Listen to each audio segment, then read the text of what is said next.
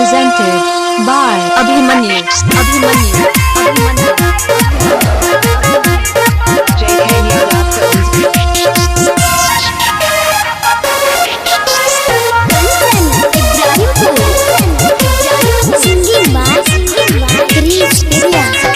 देखे में सबसे अच्छी पातर खिला खिला गे तगड़ा इंजन छै हमारा से मिला गे। देखे में सबसे अच्छी पातर खिला खिला गे तगड़ा इंजन छै हमारा से मिला गे। आ तोरा पटहर पर चक्का चढ़ाई देबो, हाँ चढ़ाई देबो, हाँ चढ़ाई देबो, हाँ चढ़ाई देबो। अभी न तेल के रेल चलाई देबो, अभी न तेल के रेल चलाई देबो। देखे में सबसे अच्छी पातर खिला खिला गे तगड़ा इंजन छै हमारा से मिला गे। देखे में सबसे अच्छी पातर खिला खिला गे तगड़ा इंजन छै हमारा से मिला गे। आ तोरा पटहरी पर चक्का चढ़ाई देबो, हाँ चढ़ाई देबो, हाँ चढ़ाई देबो, हाँ चढ़ाई देबो। अभी न तेल के रेल चलाई देबो, अभी न तेल के रेल चलाई देबो, अभी न तेल के रेल चलाई देबो।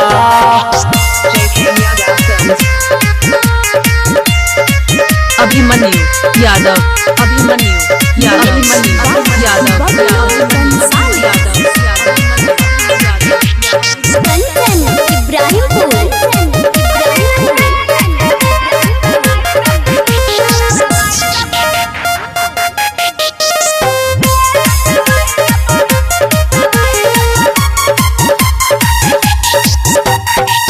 पहिले से लागई छौगे छौ तोर घिसाई यहाँ से सुने छौड़ी छही दुबराई। यहाँ से लागई छौगे छही दुबराई। अबे न कइरा हमर दियौ सपोर्ट गे देखे में लगा भी सब छौड़िया से हट गे। अबे न कइरा हमर दियौ सपोर्ट गे देखे में लगा भी सब छौड़िया से हट गे। धरा न जाम छोड़ाई देबो, हाँ छोड़ाई देबो, हाँ छोड़ाई देबो, हाँ छोड़ाई देबो गे। अभी न तेल के रेल चलाई देबो, अभी न तेल के रेल चलाई देबो, अभी न तेल के रेल चलाई देबो।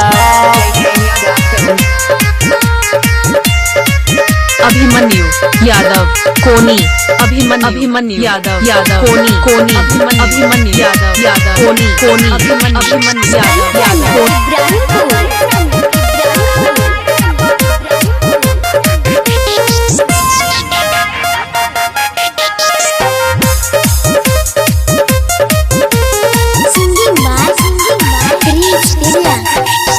झेलाई न परतौ तोरा पहिले बागी न जान।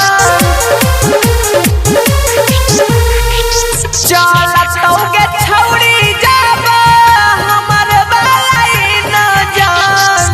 चलतौ के छौड़ी जाबा हमर बाई न जान।